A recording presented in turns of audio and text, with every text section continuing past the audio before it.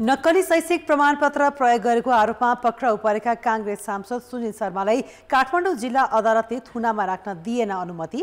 कान्तिपुर समाचारमा आज सुन तस्करी प्रकरणमा मुछिएका व्यापारी राकेश अडुकियाका छोरा रोहन विमानस्थलबाट पक्राउ। यो सँगै आज हामीसँग हुनेछन् संघीय संसदका दुवै सदनको अवरोध हटाउन दलहरू असफल।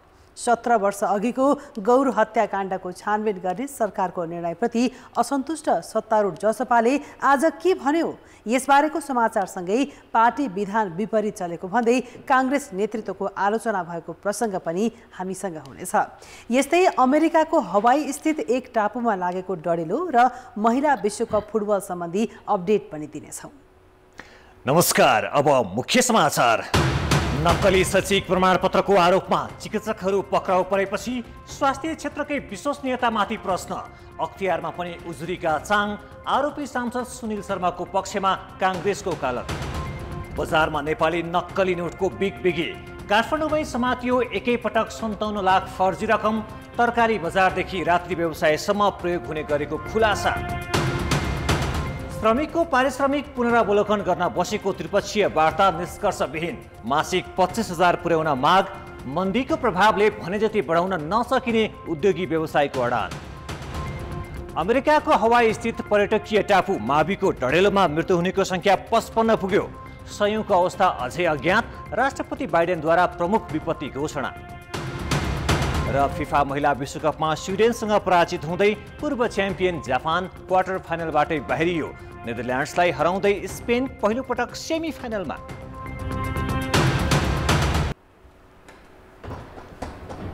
नक्कली शैक्षिक प्रमाणपत्र बनाएको आरोपमा बिहिबार पक्राउ परेका नेपाली कांग्रेसका सांसद सुनिल शर्मा नाटकीय रूपमा हिरासत मुक्त भएका छन्। अनुसन्धानको लागि म्याद थप गर्न आज काठमाडौँ जिल्ला अदालत लगिएका बेला शर्माको म्याद नै थप भएन। तर सँगैका अन्य आरोपीमाथि भने अदालतले म्याद थपेर अलग्गै व्यवहार गर्यो। काठमाडौँ जिल्ला अदालतका न्यायाधीश दण्डपाणी शर्माको इजलासले सांसद शर्मालाई थुनामुक्त गर्न आदेश गरेको हो। नेपाल प्रहरीको केन्द्रीय अनुसन्धान ब्युरो सीआईबीले प्रवीणता प्रमाणपत्रको शैक्षिक प्रमाणपत्र नक्कली बनाएको आरोपमा अनुसन्धानको लागि शर्मालाई हिजो पक्राउ गरेको थियो। अनुसन्धानको लागि हिरासतमा राख्ने अनुमतिका लागि जिल्ला अदालतमा पेश गरिएका शर्मालाई अदालतले थुनामा नराखी तारेखमै राखेर अनुसन्धान गर्न आदेश दिएको हो। अदालतले सांसद शर्मा भागेर जाने अवस्था नदेखेको तथा परीक्षा बोर्डलाई 1 वर्ष अगावै प्रहरीले शर्माको नक्कली प्रमाणपत्रका सम्बन्धमा पत्राचार समेत गरेको बुझिएकाले हिरासतमा राख्नु नपर्ने भनेको छ। सांसद शर्माले भारतको बिहार स्थित फारबिसगञ्ज अरियाको बीडीबीकेएस कलेजबाट आइएससी उत्तीर्ण गरेको नक्कली शैक्षिक प्रमाणपत्रकै आधारमा चीनबाट एमबीबीएस अध्ययन गरेका थिए। शर्मासँगै एउटै प्रकृतिको अभियोगमा म्याद थप गर्न अदालत लगिएका अन्य 5 जना आरोपीको हकमा भने अदालतले 5 दिन हिरासतमा राखेर अनुसन्धान गर्न सीआईबीलाई अनुमति दिएको छ। नक्कली शैक्षिक प्रमाणपत्रको अपराध हरेक वर्ष बढ्दो छ। चाहे जनताको स्वास्थ्य जाँच गर्ने चिकित्सक हुन्, चाहे विद्यार्थीमा ज्ञानको ज्योति फैलाउने शिक्षक प्राध्यापक नै किन नहुन्, नक्कली प्रमाणपत्रका आधारमा जागिर खानेहरू धेरै भएको पुष्टि हुँदै आएको छ। सुरक्षा निकायदेखि निजामती कर्मचारीसम्म यस्ता नक्कली प्रमाणपत्रधारीहरू देखिने गरेका छन्। पछिल्लो समय नेपाल प्रहरीको केन्द्रीय अनुसन्धान ब्युरो सीआईबीले 9 जना चिकित्सकलाई नक्कली शैक्षिक प्रमाणपत्रको आरोपमा पक्राउ गरेपछि त झनै हाम्रो स्वास्थ्य क्षेत्रको विश्वसनीयतामाथि नै गम्भीर प्रश्न उब्जेको छ। 3वटा मेडिकल कलेजका सञ्चालक समेत रहेका कांग्रेस सांसद सुनिल शर्मा सहित 9 जना चिकित्सक शैक्षिक प्रमाणपत्र नक्कली भेटिएपछि पक्राउ परे। प्रमाणपत्र तह आइएससीमा भारतको शैक्षिक संस्थाबाट उत्तीर्ण भनी पेश गरेको शैक्षिक प्रमाणपत्र नक्कली पाइएपछि शर्मा सहितका चिकित्सक पक्राउ परेका हुन्। नेपाल मेडिकल काउन्सिलका अनुसार 200 भन्दा बढी चिकित्सकको शैक्षिक प्रमाणपत्र नक्कली पुष्टि भइसकेको छ। त्यसको 3 गुणा बढीको शैक्षिक प्रमाणपत्र नक्कली हुन सक्ने अनुमान काउन्सिलको छ। मेडिकल काउन्सिल, परीक्षा बोर्ड र सीआईबीको टोलीले छानबिनका क्रममा प्रमाणपत्र नक्कली पाइएपछि 2072 सालदेखि नै कारबाही थालेको थियो। अहिलेसम्म अदालतबाट प्रमाणित भइआएका 3 जनाको मात्र प्रमाणपत्र रद्द भएको छ। काउन्सिलले त्यतिखेर अपरेसनल रिसर्च जस्तो जे भेटिँदै जान्छ त्यही ढङ्गले अगाडि बढ्ने कुरा भयो। अनि यसमा सिआइबीले छानबिन थाल्दाखेरि 5 पटकभन्दा बेसी फेल भएका मान्छेहरूको सर्टिफिकेट हेरेर को माथि शङ्का छ भनेर छानबिन गर्दा करिब 200 व्यक्तिहरूको त्यस्तो पाइएको। अख्तियार दुरुपयोग अनुसन्धान आयोगमा वर्षेनी हजारौं नक्कली शैक्षिक प्रमाणपत्रको उजुरी पर्ने गरेका छन्। हाल अख्तियारमा रहेका करिब 24,000 उजुरी मध्ये 5.68% नक्कली शैक्षिक प्रमाणपत्रसँग सम्बन्धित छन्। आर्थिक वर्ष 2078-79 मा 1373 वटा नक्कली शैक्षिक प्रमाणपत्रको उजुरी परेकामा गत आर्थिक वर्ष यो संख्या बढेर 1612 पुगेको तथ्याङ्क छ। नेपाल प्रहरीले 2072 साल यता पटक नक्कली शैक्षिक प्रमाणपत्रधारीलाई कारबाही गर्दै आएको छ। प्रहरीका अनुसार 2072 देखि 2078 श्रावणसम्ममा 69 जना नक्कली डाक्टर पक्राउ परेका छन्। विगत लामो समय पहिला पनि नक्कली सर्टिफिकेट अथवा शैक्षिक प्रमाणपत्रमा कैफियत भएको उसमा चाहिँ सिआइबीले पहिला पनि केही केसहरू हेरेको हो र केही कारबाहीको दायरामा पनि लिएको अवस्था छ भने अहिले फेरि पुनः हिजो अपरेसन चलाएर विभिन्न ठाउँबाट काठमाडौँ, मोरङ, रौतहट गरेर अहिलेसम्म 9 जना डाक्टरहरूलाई चाहिँ सिआइबीले नियन्त्रणमा लिएको छ। त्यसो त उच्च शिक्षामा पनि नक्कली शैक्षिक प्रमाणपत्रधारी नभेटिएका होइनन्। त्रिभुवन विश्वविद्यालयका अनुसार वृत्ति विकासका लागि यहीँ बसेर काम गरिरहेका सरकारी कर्मचारीहरूले भारतका विभिन्न विश्वविद्यालयबाट विद्यावारिधि गरेको भनी समकक्षता लिन आएकाहरूको समकक्षता रोकिएको छ। फात्तफुत्त मात्र यस्ता घटना आउने गरेको भए पनि विश्वविद्यालयसँग यस्ताको यकिन विवरण छैन। व्यापक रूपमा आएको छैन। फाटफुट 2-4 यस्तो वर्षमा देखिन्छ। अब हामीले शङ्का लाग्दा अलिक केही आधारहरू छ, जस्तै रजिस्टर्ड नम्बर त्यो सर्टिफिकेटको होइन। अब जस्तै 2022 मा लगातार सर्टिफिकेटको रजिस्टर्ड नम्बर चाहिने 12,000 अथवा 13,000 को रेन्जमा छ। कोही आएर चाहिने एकैपल्ट 9,000 को रेन्जमा त्यही वर्षको ल्याइदियो भने हामीलाई शङ्का लाग्छ, यो 9,000 कसरी झऱ्यो त? जुनसुकै तहको शैक्षिक प्रमाणपत्र नक्कली पाइए त्यस्ता व्यक्तिको माथिल्लो शैक्षिक उपाधि समेत रद्द हुने र कानुनी कारबाही गर्ने स्पष्ट व्यवस्था छ। कान्तिपुर समाचारका लागि क्यामेरामा विनोद कोजुका साथ नारायण किलम्बु, काठमाडौँ। सत्तारूढ नेपाली कांग्रेसका नेताहरू पछिल्लो समय फौजदारी अभियोग लागेर पक्राउ परेका आफ्ना नेतामाथि अनुशासनको कारबाही गर्नु त परै जाओस्, बचाउमा उत्रन थालेका छन्। नक्कली भुटानी शरणार्थी प्रकरणमा थुनामा परेका बालकृष्ण खाँडको पक्षमा उभिएका कांग्रेसका नेताहरू नक्कली शैक्षिक प्रमाणपत्रको आरोप लागेका सांसद सुनिल शर्माको समेत बचाउमा उत्रिएका छन्। संसद भवन नयाँ बानेश्वरमा आज बसेको कांग्रेस संसदीय दलको बैठकमा सांसदहरूले विवादित छविका सांसद शर्माको पक्षमा वकालत गरे। उनीहरूले सुन तस्करी प्रकरणमा प्रधानमन्त्री र मन्त्रीहरूकै संलग्नता रहेको आशंका पैदा भइरहेकोमा छानबिनको माग गर्ने शर्मालाई पक्राउ गरेर सरकारले गलत गरेको दाबी गरे। शर्माजीलाई पक्राउ गरिएको अवस्था छ।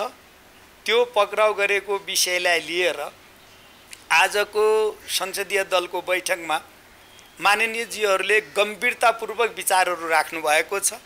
यो पक्राउ आपत्तिजनक हो, यो पक्राउ अप्रत्याशित छ र यो पक्राउ अनुचित छ भन्दै यो विषय अत्यन्त गम्भीर छ भनेर आफ्ना धारणाहरू राख्नु भएको छ। संसद चलिरहेकै बेलामा यसरी गिरफ्तार गर्नुपर्ने कुरा किन पर्यो? यसका लागि कानुनी अन्य बाटाहरू हुन सक्थ्यो होला, उहाँलाई बयान लिन सकिन्थ्यो होला। उहाँलाई चाहिँ के छ भने थुनैमा राख्नुपर्ने अवस्था होइन, यो चाहिँ प्रतिशोधको भावले काम गरियो भन्ने यो चाहिँ बुझाइ हामी सांसद सदस्यहरूको रह्यो। सरकारको विरोध गरेका कारणले पूर्वाग्रही ढङ्गबाट उहाँलाई त्यो व्यवहार गरिएको हो कि एउटा आशंका त्यो छ। अनि उहाँलाई जुन चार्ज लगाइएको छ त्यो चार्जले का आधारमा यो ढङ्गले चाहिँ दण्डित गर्न मिल्छ कि मिल्दैन त्यो अर्को पनि विषय छ। त्यसैले त्यसको बारेमा चाहिँ हाम्रो संसदीय दलमा पनि कुरा उठिरहेको छ र हामीले पनि चाहिँ सरकारसँग त्यसको जवाफ माग्ने प्रक्रिया अगाडि बढाउने कुरा उठाइरहेका छौँ। कांग्रेस पार्टीभित्र अपराध कर्मको बचाउ गर्ने प्रवृत्ति मौलाउन थालेको छ। संसदीय दलको आजको बैठकमा आर्जु राणा, ज्ञानेन्द्र कार्के, उदय शमशेर राणा, अर्जुन नरसिंह केसी, प्रदीप पौडेल, सरिता प्रसाई, नागिना यादव, दीपक खड्का लगायत 19 जनाले शर्मालाई पक्राउ गरिएकोमा आपत्ति जनाएका थिए। अब जनताको आवाज। आज हामीले 7 प्रदेशमा सोधेका छौँ, नक्कली शैक्षिक प्रमाणपत्र सम्बन्धी अपराध नियन्त्रण गर्न के गर्नु पर्ला?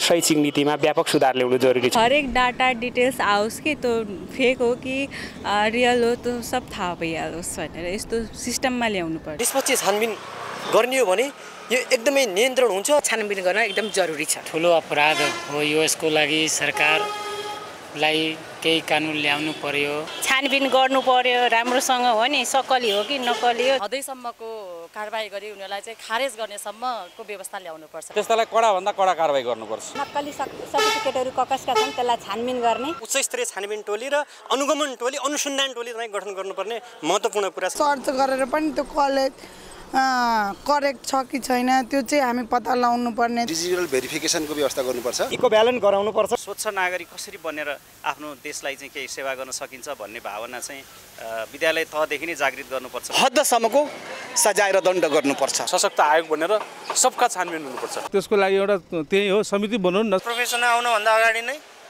उसको सर्टिफिकेट सकली हो कि नकली हो कि डिटेलमा चाहिँ तपाईँको जाँच गर्ने खालको मेकानिजम राज्यले डेभलप गर्नु पर्यो। यो सकली हो कि सही हो कि गलत हो त्यो त माथिको निकायहरूले हेर्नु पर्यो। सम्पत्ति जफत गर्ने र भविष्यमा कारावास समेतको सजाय दिई यस्तो नक्कली सर्टिफिकेट लिने कार्यलाई निरुत्साहित गर्नुपर्छ। सकली हो कि नक्कली हो त्यो राम्रोसँग छानबिन गरेर मात्रै सेवामा प्रवेश गराउने। जागिरको दौडानमा सुरुमा उसका प्रमाणपत्रहरू पनि चेक गर्नुपर्छ। एक्जामहरू स्ट्रिक्ट हुनु पर्यो।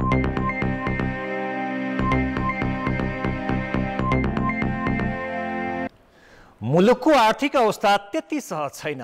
बैंक तथा वित्तीय संस्थाबाट भन्दा अवैध रूपमा भइरहेका आर्थिक गतिविधि नियन्त्रण हुन सकेका छैनन्। त्यसमाथि नेपालको बजारमा नेपाली नक्कली नोट ठूलो परिमाणमा भेटिन थालेका छन्। भारतीय सीमा क्षेत्रमा देखिएको नेपाली नक्कली नोटको कारोबार काठमाडौँमै गर्ने गिरोह सक्रिय रहेको खुलासा भएको छ। प्रहरीले बोरामा पैसा बोकेर ल्यायो र बन्डलका बन्डल टेबलमा राख्यो। हजार हजार दरका यी नोट मात्रै होइनन्, पैसा छाप्ने मेसिन, नोटमा प्रयोग गरिने केमिकल र नोट काट्ने मेसिन पनि सँगै राखिए। शनिबार लुम्बिनीबाट काठमाडौँ आउँदै गरेको बसमा बरामद भएका नोट हुन् यी, तर सक्कली होइन, नक्कली। शनिबार थानकोट वृत्त र काठमाडौँ प्रहरी परिसरको टोलीले काठमाडौँको नागढुङ्गाबाट 57 लाख नक्कली नेपाली नोट बरामद गर्यो। काठमाडौँमा एउटै समूहले ल्याएको यति धेरै नक्कली नोट एकसाथ बरामद भएको हो। नोटसँगै 9 जना पनि पक्राउ परेका छन्। प्रहरीका अनुसार यो समूहले यसअघि तराईका जिल्लामा नेपाली नक्कली नोटको धन्दा चलाउँदै आएको थियो। उनीहरूले भक्तपुरमा नोट छापेर तराई लगी प्रयोग गर्ने गरेको खुलेको छ। यसपटक काठमाडौँबाट कति रकम तराई पुर्याइए स्पष्ट छैन, तर तराईमा नक्कली नोटको कारोबार गर्ने समूहले यसपटक छपाईको गुणस्तर राम्रो नभएको भन्दै फिर्ता गरिदिएको 57 लाख लिएर काठमाडौँ आउँदै गर्दा गिरोह समातिएको हो। यिनीहरूले काठमाडौँमै छापेको हो, पहिला पनि पठाएको रहेछ र त्योभन्दा धेरै अगाडि पनि एउटा नोट चाहिँ यो थानकोटको एरियामा एकजना मान्छेलाई चाहिँ एउटा नोटसहित समातेको मान्छे अहिले पनि पक्राउ परेको छ। पक्राउ परेका 9 जना मध्ये नेपाली नक्कली नोटको कारोबार गर्ने मुख्य आरोपी अर्जुन सुवेदी हुन्। उनी यसअघि नै चोरी, बैंकिङ कसुर, ठगी, धम्की दिएर रकम असुली लगायतका घटनामा 7 पटक मुद्दा खेपिसकेका व्यक्ति रहेको प्रहरीले जनाएको छ। गिरोहले तराई र काठमाडौँकै बजारमा समेत यो पैसा पठाएको प्रहरीको अनुसन्धानबाट खुलेको छ। कलर प्रिन्टरमा के चिज कुन मसी हाल्न पर्ने भन्ने भएपछि जुन मसी त्यो नोटमा चाहिन्छ त्यही किसिमका मसीहरू फिलिङ गरिसकेपछि त्यो नोट जस्तो छ त्यस्तै किसिमको प्रिन्ट भएर निस्किने र प्रिन्ट भएको नोटलाई चाहिँ एकदमै फिनिस्ड वेले कटिङ सेटिङ गरेर त्यो नोटको रूपमा चाहिँ बजारमा आउने। र एकजना व्यक्ति चाहिँ 9-10वटा अपराधमा यही आर्थिक अपराधसँग जोडिएका अपराधहरूमा यो व्यक्ति संलग्न भएको पाइन्छ।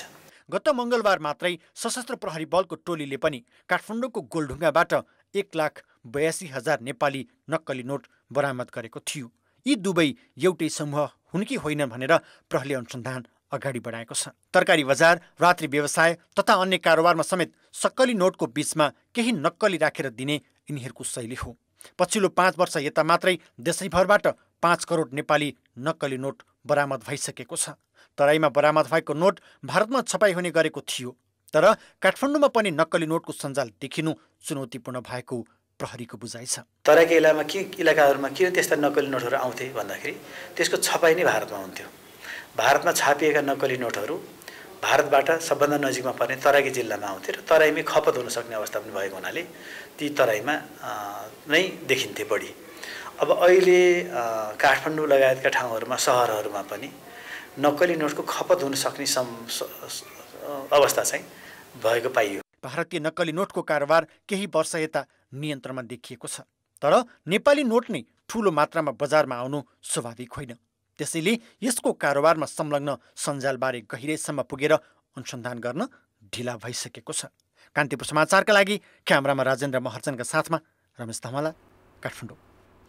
सुन तस्करी प्रकरणमा मुछिएका व्यापारी राकेश अडुकियाका छोरा रोहन अडुकिया पक्राउ परेका छन्। भारतबाट फर्कने क्रममा त्रिभुवन विमानस्थलबाट अडुकिया पक्राउ परेका हुन्। इन्डिगो एयरलाइन्सको विमानबाट फर्किएका उनलाई अध्यागमन कार्यालयले पक्राउ गरेर राजस्व अनुसन्धान विभागमा बुझाएको छ। गत असार 30 गते हङकङबाट क्याथे पेसिफिक एयरलाइन्स हुँदै काठमाडौँ ल्याइएको स्कुटरको ब्रेक सू भित्र राखेर सुन तस्करी हुँदा रोहनका पिता राकेश अडुकिया पनि संलग्न रहेको आशंका गरिएको छ। अडुकिया भने फरार रहेका छन्। महोत्तरीको जलेश्वरमा 13 वर्षीय किशोरीलाई अपहरण गरी जबरजस्ती करणी गरेको आरोपमा प्रहरीले 5 जनालाई पक्राउ गरी अपहरण, शरीर बन्धक र जबरजस्तीको करणीको मुद्दा दर्ता गरेको छ।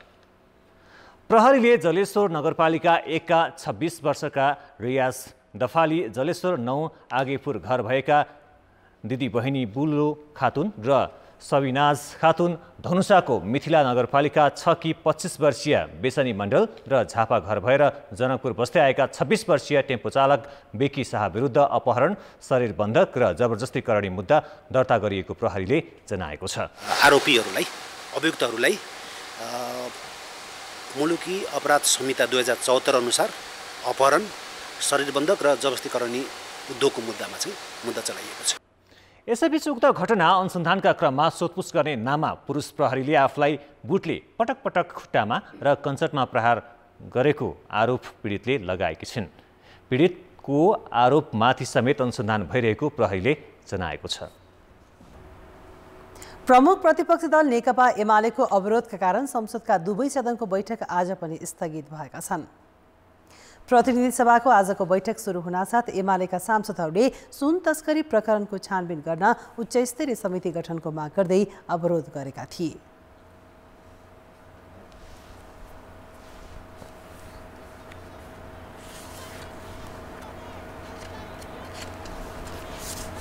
सिआइबीलाई मात्रै जिम्मा दिन खोज्ने, आफू पन्छिन खोज्ने, म यो भन्न चाहन्छु सम्माननीय सभामुख महोदय मार्फत कि उच्च स्तरीय छानबिन समिति गठन गरेर तुरन्त छानबिनको दायरामा गृहमन्त्री र अर्थमन्त्रीलाई ल्याइयोस् भन्ने म ध्यान आकर्षण गराउन चाहन्छु। एमालेको अवरोध लगत्तै सभामुख देवराज घिमिरेले बैठक 29 गतेसम्मका लागि स्थगित गरे। राष्ट्रिय स्वतन्त्र पार्टीले भने सार्वभौम संसद लगातार अवरुद्ध गरिएकोमा आपत्ति जनाएको छ। उसले सभामुखलाई संसद खुलाउने पहल गर्न समेत आग्रह गरेको छ। सत्तापक्ष र प्रमुख प्रतिपक्ष दल बीचको जुन एउटा खिचातानी छ अथवा जुन एउटा संसदीय जुन एउटा चाहिँ छानबिन समितिका विषयलाई लिएर जुन मतभेद छ त्यसलाई अन्त्य चाँडो गरियोस् र संसद सुचारू होस् भनेर हामीले औपचारिक रूपमा पत्र दर्ता गराएका छौँ। यसैगरी आजै बसेको राष्ट्रिय सभा पनि सत्ता पक्ष र प्रतिपक्षी दलका सांसद बीच आरोप प्रत्यारोप भएपछि बैठक नै स्थगित भएको हो। सदन अवरुद्ध हुनुको कारणबारे राष्ट्रिय सभाका सत्ता पक्ष र प्रतिपक्ष बीच आरोप प्रत्यारोप चलेको हो। बैठक सुरु हुनासाथ सत्ता पक्षका सदस्यले एमालेका कारण संघीय संसद बन्धक बनेको आरोप लगाए। आफू सत्तामा हुँदा संसद विघटन गर्ने र प्रतिपक्षीमा हुँदा सदन अवरोध गर्ने भन्दै प्रतिपक्षीले संसद नै नचाहेको आरोप सत्ता पक्षको छ। हुँदाखेरि संसद विघटन गर्ने, विपक्षमा भयो भने सदन अवरुद्ध गर्ने, यो के तरिका हो? यो प्रतिपक्षी नेकपा एमालेका सदस्यहरूले भने राज्यको निकाय नै सुन तस्करी प्रकरणमा संलग्न रहेको भन्दै उच्चस्तरीय छानबिन समिति बनाउन नचाहेर सरकारले नै संसद अवरुद्ध गरिरहेको बताए। राष्ट्रिय सभाको अर्को बैठक 31 गते बस्नेछ। गौर हत्याकाण्डको विषयलाई लिएर सत्तारूढ दलबीच दूरी बढेको छ। जनता समाजवादी पार्टीले गौर हत्याकाण्डमा सरकारले पीडितसँग गरेको सहमति अनुसार छानबिन र कारबाही अगाडि बढाए सरकार छोड्ने चेतावनी दिएको छ। सरकारले भने पीडितलाई न्याय दिलाउन सरकारले छानबिन अगाडि बढाउने जनाएको छ। सरकारले गौर हत्याकाण्डका पीडितसँग घटनाको छानबिन गरी कारबाही गर्ने सहमति गरेको 3 दिनपछि जसपाले औपचारिक रूपमा विरोध जनाएको हो। पीडितसँग भएको सहमति बदनियतपूर्ण भएको जसपाको ठहर छ। सिंहदरबार स्थित जसपाको संसदीय दलको कार्यालयमा पत्रकार सम्मेलन गरी जसपाले सर्वपक्षीय उच्च स्तरीय संसदीय छानबिन समिति बनाएर घटनाको छानबिन गर्न माग गरेको छ। गौर घटनाको छानबिनका लागि यसअघि बनाइएका समिति र आयोगका प्रतिवेदन सार्वजनिक गर्न जसपाले माग गरेको छ। गोप्य राखेर सरकारले बदनियतपूर्ण व्यवहार गर्दैछ भने हाम्रो ठम्ब्याइ छ। दोस्रो तपाईको कुरो, हामी सरकारमा छौं, गठबन्धनमा छौं, समाजवादी मोर्चामा छौं नभएका होइनौं। तर सरकारमा रहने नरहने कुराहरू अब सरकार पक्षको व्यवहारबाट क्लियर हुन्छ। 2063 साल चैत 7 गते रौतहटको गौरमा मधेसी जनअधिकार फोरम र नेकपा माओवादीका कार्यकर्ता बीच झडप हुँदा 27 जनाको मृत्यु भएको थियो। घटनापछि मृतकका परिवारले दिएको किटानी जाहेरीमा उपेन्द्र यादवमाथि समेत कारबाहीको माग गरिएको छ। गत मंगलबार सरकारले गौर घटनाका पीडितसँग गरेको सहमतिमा किटानी जाहेरीलाई समेत आधार मानेर छानबिन गर्ने उल्लेख छ। जसपाले माओवादीले प्रतिशोध लिन त्यसबेला जाहेरी दिन लगाएको र अहिले सरकारको नेतृत्व गरिरहँदा कारबाही अगाडि बढाउन चाहेको आरोप लगाएको छ। सरकारले भने जसपाको आरोपको खण्डन गर्दै पीडितलाई न्याय दिलाउन सरकार अगाडि बढेको दाबी गरेको छ। हैन, अब सबै हिसाबले हेर्दाखेरिमा कोही कमजोरी भए एउटा खालको स्थिति हुने हो, नभए अब त्यो अर्को खालको स्थिति भइहाल्यो। त्यसकारण यसलाई कसैलाई व्यक्तिलाई टार्गेट गरेर गर्ने सरकारले गर्दा पनि गर्दैन, त्यसरी बुझिनु पनि हुन्न भन्ने मलाई लाग्छ। र उहाँले अब कसरी कहाँ के भन्नुभएको छ मैले सुनेको छैन हैन। तर के हो भन्नुहुन्छ भने सरकारले जे विषय उठान गर्दाखेरिमा पनि आजका दिनसम्म व्यक्ति टार्गेट गरेर गरेको छैन, त्यो गर्दैन। जसपाले तत्कालीन माओवादीको भातृ संगठन मधेसी मुक्ति मोर्चाका महासचिव प्रभु शाहको हटका कारण फोरममाथि माओवादीले आक्रमण गर्दा गौर घटना हुन पुगेको आरोप लगाएको छ। प्रभु शाहले जसपाले जनता झुक्याउन संसदीय छानबिन समिति गठनको माग गरेको टिप्पणी गरेका छन्। उनले हत्याकाण्डको छानबिन सुनिश्चित भए उपेन्द्र यादवले तानिने डरले जसपाले छानबिन रोक्न लागेको आरोप लगाएका छन्। प्रमुख प्रतिपक्षी दल नेकपा एमालेका अध्यक्ष केपी शर्मा ओलीले सुन तस्करीको सत्य बाहिर आउँछ भनेर सरकारले संसदमा समेत बोल्न नदिएको आरोप लगाएका छन्। नेपाली कला साहित्य .कमले शुक्रबार काठमाडौँमा गरेको कार्यक्रममा ओलीले सरकार आफै सुन प्रकरणमा संलग्न रहेको र सत्य बाहिर आउला भनेर यसबारे बोल्ने जो कोहीलाई हतकडी लगाइदिने चेतावनी दिएको समेत आरोप लगाए। सत्ता पक्ष हामी उठेर यसो बोल्न थाल्यो भनेदेखि सबै उठेर डङ डङ डङ डङ डङ डङ नगरा बजाएर त्यो सत्य उजागर होला भनेर चाहिँ पहिले बोल्न दिँदैन अनि व्यवधान गर्छ। सुनिल शर्मा फेक सर्टिफिकेट भयो नि, यो 2 दिनमा बनाएको हो फेक सर्टिफिकेट। कार्यक्रममा नेपाली कांग्रेसका महामन्त्री विश्वप्रकाश शर्माले प्रतिपक्षी एमालेले विवेकभन्दा पनि आवेगमा संसद अवरुद्ध गरेको टिप्पणी गरे। राजनीतिको मञ्चमा पनि विवेकलाई नै केन्द्रमा राखेर आवेगलाई अलिकति निषेध गरिदिने हो भने यो देशको संसद भोलि नै सुरु हुन्छ, सुचारू हुन थाल्छ। संसदमा हामी राम्रोसँग बहस गर्नतर्फ लाग्छौँ। कार्यक्रममा महाकवि विद्यापतिकृत कविता संग्रह पुरुष परीक्षा लोकार्पण गरिएको थियो। निजी विद्यालय सञ्चालकहरूले 28 गतेदेखि घोषणा गरेको आन्दोलनका कार्यक्रम फिर्ता लिएका छन्। शिक्षा मन्त्रालय, प्याप्सन एन्ड प्याप्सन र हिसानका प्रतिनिधि बीच आज भएको वार्तामा सरकारले माग सम्बोधन गर्ने प्रतिबद्धता जनाएपछि आन्दोलनका सबै कार्यक्रम फिर्ता लिएको प्याप्सनका अध्यक्ष डीके ढुङ्गानाले बताए। प्रस्तावित सङ्घीय शिक्षा विधेयकमा निजी लगानीका विद्यालय 5 वर्षभित्र शैक्षिक गुठीमा रूपान्तरण गरी सञ्चालन गर्नुपर्ने व्यवस्थाको विरोधमा निजी विद्यालय सञ्चालकहरूले आन्दोलन घोषणा गरेका थिए। उक्त प्रस्तावित विधेयकका केही प्रावधानप्रति असहमति जनाउँदै नेपाल शिक्षक महासङ्घले भने आन्दोलन घोषणा गरेको छ। पार्टी विधान विपरीत भातृ संस्थामा तदर्थ समिति गठन गरिएको भन्दै कांग्रेस नेतृत्वको आलोचना सुरु भएको छ। कांग्रेसको विधानमा नेपाल तरुण दलमा 95 जना र नेपाल विद्यार्थी संघमा 151 जनाको कार्य समिति रहने व्यवस्था छ। तर पार्टी सभापति शेरबहादुर देउवाले तरुण दलमा 401 जना रहने गरी तदर्थ समिति गठन गरेका छन्। नेपाल विद्यार्थी संघ 711 जनाको भत्ता समिति गठन गरिएको छ। जो महत्त्वपूर्ण साथीहरू हुनुहुन्छ उहाँहरू समेटिनुहुन्छ, तर जो सङ्गठनको जो नर्म्सभन्दा सिस्टमभन्दा बाहिर जानुहुन्छ उहाँहरू समेटिनुहुन्न। जतिसुकै उहाँहरूले चाहिँ आफ्नो उग्र रूपमा देखाए पनि जे गरे पनि त्यो कुरामा चाहिँ सङ्गठनमा चाहिँ जुन यो डिसिप्लिन छ, जुन नर्म्स छ, जुन सिस्टम छ, त्यो सिस्टम चाहिँ लागू हुन्छ। विधानले तोकेको कार्य समितिको आकार र उमेरको हदबन्दी व्यवस्था गर्दै तदर्थ समिति गठन गरिएकोमा नेतृत्वको आलोचना भएको छ। पार्टीका पदाधिकारीजीहरूलाई समय समयमा यसबारेमा हामीले सचेत तुल्याएका थियौँ कि यो प्रावधानलाई अनदेखा नगरौँ र त्यसै विधानलाई टेकेर अगाडि जाँदा राम्रो हुन्छ, त्यति विवाद हुँदैन। र सँगसँगै अहिले विधान अनुसार जो समय समयमा अधिवेशन हुनुपर्दै थियो नि त्यो पनि नभइरहेको बेलामा अलिक चाँडोभन्दा चाँडो महाधिवेशन सम्पन्न गराउने एउटा वातावरण बन्न जान्छ भन्ने कुरो हामीले राखेका थियौँ, तर त्यो कुराको सुनवाई भएन। प्रजातन्त्रमा जुनसुकै कुरामाथि पनि त्यो कमेन्ट नहुने, त्यो आरोप नहुने भन्ने हुँदैन। तर वैधानिक प्रोसेसलाई प्रश्न नउब्जिने गरी तदर्थ विधान निर्माण गरेर अगाडि जानुको विकल्प छैन। पार्टी सभापति देउवाले महिला संघ गठनमा पनि एकलौटी गरेको भन्दै नेता शेखर कोइरालाले असन्तुष्टि जनाएका छन्।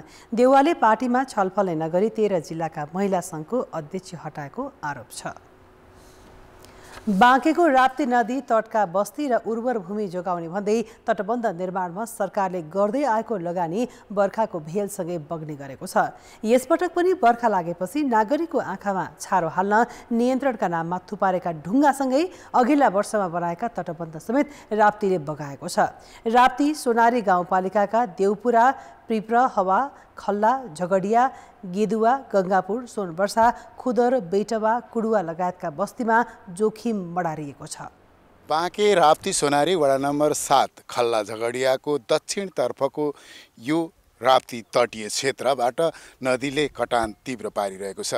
राप्तीमा बाढी आउन थालेपछि 20 दिन अघि जनताको तटबन्ध कार्यक्रमले सङ्घीय सरकारले पठाएको 2 करोड रुपैयाँको काम देखाउन ढुङ्गा ल्याएर यहाँ खसालेको थियो।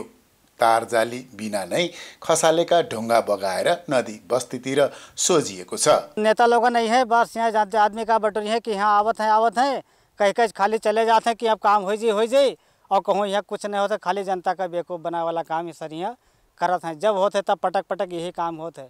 यहाँबाट भइरहेको कटानले देउपुरा, पिप्रहवा, खल्ला झगडिया, गेदुवा, गङ्गापुर, सोनवर्षा, खुदर, बेटवा, कुडुवा सहित 9 वटा गाउँ उच्च जोखिममा छन्। यहाँ बनेको तटबन्ध अघिल्लै वर्षको बाढीले भत्काएको थियो। अहिले पनि यही ठाउँमा कटान तीव्र छ। बंधा तो भाँची गया है सर। ये बंधा टूटे से तो राप्ती सोनारी और नारायणापुर 2 पालिका गर्द हुई, लाखों बीघा जमीन जाई। जनताको तटबन्ध कार्यक्रमले बाँकेमा नदी नियन्त्रणका नाममा आर्थिक वर्ष 2078-79 मा 14 करोड र 79-80 मा 6 करोड 60 लाख रुपैयाँ खर्च गरेको छ। तर कामको अनुगमन नहुँदा लगानी खेर जाने गरेको छ। यसको 31 गते बजेट आयो, टाइम पनि थिएन। अर्को कुरो बिग बोल्डर पनि उपलब्ध भएन त्यस टाइम, त्यो भएर हामीले पूर्ण रूपमा काम पनि गर्न सकेनौँ। 2069 असोज 23 गतेको बाढीले यहाँको 2500 मिटर तटबन्ध र सडक भत्कायो। बचे खुचेको तटबन्ध र सडक पनि बाढीले भत्काइरहेको छ। पुल नहुँदा जीर्ण ढुङ्गाबाट नदी तर्नु पर्दाको जोखिम उत्तिकै छ। राप्ती सोनारी गाउँपालिकाले जोखिममा रहेका 500 घर परिवारको सुरक्षाका लागि 2079 असोज 28 गते नै जनताको तटबन्ध फिल्ड कार्यालयलाई पत्राचार गरेको थियो, तर चासो दिएन। सङ्घ सरकारले वास्ता नगर्दा समस्या जटिल बन्दै गएको स्थानीयको गुनासो छ। ये स्टीमर जो है बहुत पुरानी हो गई और स्टीमर में ये अब आवत जावत करे में नदी बहुत बाढ़ हो जाते तो बहुत समस्या पड़ता है। गृह मंत्री, प्रधानमंत्री और राष्ट्रपति कहाँ गुहार्ने हो त्यहाँ गुहारेर यो लाखौँ लाख जनता को जीव जान पहिले बचाउनुस्। बाढी नियन्त्रण गर्न नेपाल र भारतको संयुक्त प्राविधिक टोलीले कार्तिकदेखि नै यो राप्तीको दुवैतिर 41 किलोमिटर पक्की तटबन्ध निर्माण गर्ने भनिएको थियो। त्यसका लागि भारतले 10 अर्ब 44 करोड 80 लाख रुपैयाँ अनुदान सहयोग गर्ने सहमति भएको पनि 1 वर्ष भयो। तर अन्तिम सर्वेको काम समेत नहुँदा समस्या ज्यूका त्यों छ। कान्तिपुर समाचारका लागि दाङबाट अमर छित्तिज र सविता जीसीका साथ जे पाण्डे, राप्ती तटीय क्षेत्र, बाँके। नेपालको आर्थिक स्थिति कूटनीतिदेखि समाज र संस्कृतिको सेरोफेरोमा रहेर लेखिएको पुस्तक समृद्धिको हुटुटी सुशासन र समृद्धिका 101 पाइला सार्वजनिक गरिएको छ। पुस्तकमा नेपाल बैंक लिमिटेडमा वरिष्ठ प्रबन्धक समेत रहेका अश्विन कुमार पुडासनीले लेखेका 101 वटा निबन्ध समावेश छन्। विमोचन कार्यक्रममा विश्लेषक कृष्ण हाछेतुले पुस्तकभित्र सफल राष्ट्र बन्न नागरिक र राज्यको दायित्व कस्तो हुनुपर्छ भन्ने उल्लेख गरिएको बताए। यो पुस्तक हामीले लेखेको किताब वन डाइमेन्सनल हुन्छ, एउटा मल्टी डाइमेन्सनल हुन्छ। प्लानिङ कमिसनकाले पढ्दाखेरि पनि प्लानिङ कमिसनलाई खाएर देखिने, पोलिटिकल राजनीतिक दलकाहरू लेख्न पनि अर्को चुनाव पत्रमा कस्तो घोषणा पत्र लेख्ने भन्ने देखिने। अथवा म इन्भल्भ अब रिटायर भएँ, म यदि यो ह्युमेनिटिज सोसल साइन्सको दिन भएको भए यो किताब चाहिँ एकपल्ट रिसर्च कमिटीमा बाँड्छु होला। दिव्या देउराली प्रकाशनले बजारमा ल्याएको पुस्तकको लेखक बापत प्राप्त हुने सम्पूर्ण रकम मुटु बचाउ अभियानमा समर्पित हुने जनाइएको छ। पुडासनीले 2077 मा बत्तीमुनिको उज्यालो नामक कृति प्रकाशित गरेका थिए। अर्थ र विकास। श्रमिकको न्यूनतम ज्याला पुनरावलोकन गर्न आज बसेको सरकार, उद्योगी, व्यवसायी र श्रमिक बीचको त्रिपक्षीय वार्ता बिना निष्कर्ष टुङ्गिएको छ।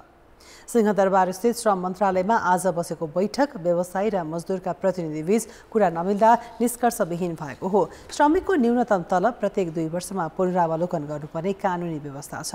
अहिले श्रमिकको आधारभूत पारिश्रमिक मासिक 9,385 रुपैयाँ छ। त्यसमा 5,615 रुपैयाँ भत्ता थपेर 15,000 पाउँछन्। व्यवसायीले अब न्यूनतम पारिश्रमिकमा 14% मात्र बढाएर 16,332 पुर्याउन प्रस्ताव गरेका थिए। तर ट्रेड युनियनका अधिकारीहरूले पनि न्यूनतम 25,000 पुर्याउन माग गरेपछि वार्ता बिना निष्कर्ष टुङ्गिएको हो। अहिलेको परिस्थितिलाई मध्यनजर गर्दाखेरिमा मजदुर साथीहरूलाई पनि केही एड्रेस होस् भन्ने हिसाबले हामीले चाहिँ बेसिक स्यालेरीमा 14.2% चाहिँ वृद्धि गर्न हामी तयार थियौँ। तर राज्यले चाहिँ ग्रसमा 15,000 मै बढाउने भन्नेको हुनाले र अब युनियनले पनि 25,000 भन्दा कममा तयार नभएको हुनाले आजको कुरा मिलेको छैन। बैठकमा सरकारी अधिकारीहरूले श्रमिकको आधारभूत तलबमा नभई भत्तासहितको एकमुष्ट पारिश्रमिक बढाउन प्रस्ताव गरेका थिए। तर आर्थिक मन्दी रहेको भन्दै सरकारी प्रस्तावमा व्यवसायी सहमत भएनन्। ट्रेड युनियनका अधिकारीहरूले पनि 25,000 भन्दा कममा सहमति हुन नसकेको अडान राखेका थिए। मजदुरले चाहिँ 15,000 मात्र जिउनु पर्ने भन्ने यो सामाजिक न्यायको सिद्धान्तको आधारमा यो भएन भन्ने हाम्रो भनाइ हो। यो भनाइ कुरा राख्दा अब रोजगारदाताहरूलाई चित्त बुझेन, सरकार आफैले रुल गर्न सकेन, वार्ता डेडलक भयो। फेरि पनि हामीले भनिरहेका छौँ सरकारलाई, कहिलेकाहीँ के हुन्छ भन्दा सरकार, ट्रेड युनियन र रोजगारदाताहरू कुरो नमिल्न पनि सक्छ। यदि मिल्यो भने के हुन्छ भन्दा एकपक्षीय ढङ्गबाट आफ्नो कानुन लागू गर्नका निमित्त सरकारले सक्छ। सरकारलाई हाम्रो भनाइ के हो भन्दा एकपक्षीय ढङ्गबाट भए पनि जिउनु पुग्ने ज्यालाको घोषणा गर भन्ने हाम्रो भनाइ। श्रमिकको पारिश्रमिक हरेक 2 वर्षमा समायोजन गर्नुपर्छ। नयाँ आर्थिक वर्ष सुरु भएको 1 महिना बित्न लाग्दा पनि पारिश्रमिकका विषयमा त्रिपक्षीय सहमति हुन सकेको छैन। नेपाल उद्योग वाणिज्य महासङ्घका अनुसार पारिश्रमिक बढाउने निर्णय भए पनि करिब 40 लाख श्रमिक लाभान्वित हुनेछन्। अब जनमतको अन्तिम परिणाम। जनमतमा हिजो हाम्रो प्रश्न थियो, स्थानीय तहहरूले समयमै बजेट ल्याउन किन नसकेका होलान्? ए राजनीतिक किचलो, बी कर्मचारी अभाव र सी सुशासनको बेवास्ता। जनमतको अन्तिम परिणाम यस्तो छ, ए राजनीतिक किचलोमा 58%, बी कर्मचारी अभावमा 5% र सी सुशासनको बेवास्तामा 37% मत प्राप्त भएको छ। अब आजको प्रश्न, जनमत प्रायोजक Prabhu bank, reason for your success, Nepal mega college Babarmahal Kathmandu, सुन्दरताका लागि rose face soap, milestone international college Balkumari Lalitpur, Uniglobe SS and college Kamaladi Kathmandu. हरेक 2 वर्षमा गरिनुपर्ने श्रमिकको न्यूनतम ज्याला पुनरावलोकनमा किन ढिलाइ हुनाइ गरेको होला? ए. नीतिगत प्रतिबद्धताको अभाव, बी. व्यवसायिकै अरुचि र सी. आर्थिक सङ्कटको बहाना। जनमतको अन्तिम परिणाम भोलि बेलुका 8 बजेको कान्तिपुर समाचारमा प्रसारण गर्नेछौँ। कृपया न्युज स्पेस एबी वा सी टाइप गरी 34001 मा SMS गरी आफ्नो मत व्यक्त गर्नुहोला। पूर्वी नाका झापाको काकड भित्ताबाट गोलभेडा भारत निकासी हुन थालेको छ। साउन 22 गते यता 13,700 किलो गोलभेडा भारत निकासी भएको हो। गोलभेडाको चरम अभाव भएपछि भारतको कृषि मन्त्रालयले नेपाललाई गोलभेडा निर्यात गर्न साउन 19 गते औपचारिक रूपमा पत्राचार गरेको थियो। नेपालबाट आयात गर्न क्वारेन्टाइन सूचीमा गोलभेडा नभएकाले समस्या थियो। भारतमा गोलभेडा अभावले मूल्य आकासिएपछि आयात सूचीमा उल्लेख गरेर काकडभित्ताबाट निकासी भएको हो। त्यसमा गोलभेडालाई निकासी गर्ने अक्टोबर मसान्तसम्म भारतले अनुमति दिएका छन्। पूर्वी पहाडका धनकुटा, तेह्रथुम, पाँचथर र इलाममा उत्पादित गोलभेडा भारत निर्यात हुन थालेको हो। अब अन्तर्राष्ट्रिय समाचार। अमेरिकाको हवाई स्थित पर्यटकीय टापु माउईमा फैलिएको डढेलुका कारण मृत्यु हुनेको संख्या 55 पुगेको छ। गभर्नर जोस ग्रिनले मृतकको संख्या अझै बढ्न सक्ने चेतावनी दिएका छन्। राज्यका अधिकारीहरूले डढेलुका कारण 100 नागरिकहरू हराइरहेको र सञ्चार सम्पर्क विच्छेद भएकाले उनीहरू कहाँ छन् भनेर पत्ता लगाउन कठिन भएको जनाएका छन्। बिहिबारसम्म 15,000 पर्यटकले मावि छाडिसकेको बीबीसीले जनाएको छ। डढेलुले सबैभन्दा बढी क्षति मुख्य र ऐतिहासिक सहर लाहेनामा पारेको छ। लाहेनाका 1700 घरमा पूर्ण रूपमा क्षति भएको र सहरको करिब 80% भाग ध्वस्त भएको गभर्नरले जानकारी दिएका छन्। राष्ट्रपति जो बाइडेनले हवाईमा प्रमुख विपत्ति घोषणा गर्दै प्रभावित क्षेत्रमा सङ्घीय सहयोग पुर्याउन आदेश दिएका छन्। विनाश बचाउने मुख्य डढेलो 80% नियन्त्रणमा आएको अधिकारीहरूले बताएका छन्। दोस्रो र तेस्रो डढेलो नियन्त्रणको लागि पनि प्रयास जारी छ। मङ्गलबारबाट सुरु भएको डढेलो समुद्री आँधी डोराको प्रभावले चलेको तीव्र वेगको हावाका कारण द्रुत गतिमा फैलिएको थियो। हजारौं मानिसको उद्धार गरी अस्थायी शिविरमा राखिएको छ। डढेलोले 200 वर्ष पुरानो चर्च ध्वस्त भएको जनाइएको छ। आकर्षक गन्तव्य लाहाइना सहरमा वर्षेनी 20 लाखभन्दा बढी पर्यटक पुग्ने गर्दथे। खेलकुद समाचार। नमस्कार, कान्तिपुर खेलकुद समाचारमा स्वागत छ। आईसीसी टी20 विश्वकप एसिया छनौटका लागि पहिलो पटक राष्ट्रिय महिला टिममा परेका खेलाडीले उत्कृष्ट प्रदर्शन गर्नुपर्ने चुनौती रहेको बताएका छन्। मुख्य प्रशिक्षक सामसङजङ थापाले हिजो आईसीसी टी20 विश्वकप एसिया छनौटका लागि 14 सदस्यीय टोली घोषणा गरेका थिए, जसमा wicketkeeper ruby Poddar, leg spinner खुसी डङ्गोल र अलराउन्डर पूजा महतो नयाँ हुन्। रुबी सुदूरपश्चिमबाट घरेलु क्रिकेट खेल्ने गर्छिन्। उनले सुदूरपश्चिमबाट 4 खेल खेलेकी छन्। नेपालबाट अन्डर 19 क्रिकेट खेलिसकेकी खुसी घरेलु क्रिकेटमा बागमतीको प्रतिनिधित्व गर्छिन्। उनले बागमतीबाट 10 टी20मा 10 विकेट लिएकी छन्। राम्रो पर्फर्म गर्नु पर्यो, त्यो भयो भने अझै अपर्च्युनिटिजहरू हुन्छ। त्यसकै त्यही राम्रो पर्फर्म गर्नको लागि चाहिँ च्यालेन्ज छ। जस्तै भएर अब राम्रो पर्फर्म गर्नुपर्छ भन्ने चाहिँ माइन्ड मेकअप गरेर चाहिँ अब जाँदैछौँ। फर्स्ट डेब्यू म्याच भयो भने त्यही हो, मेरो बेस्ट दिने मैले अब माइन्ड सेट गरेर जानेछु। यहाँबाट छु एक्साइटेड एकदमै।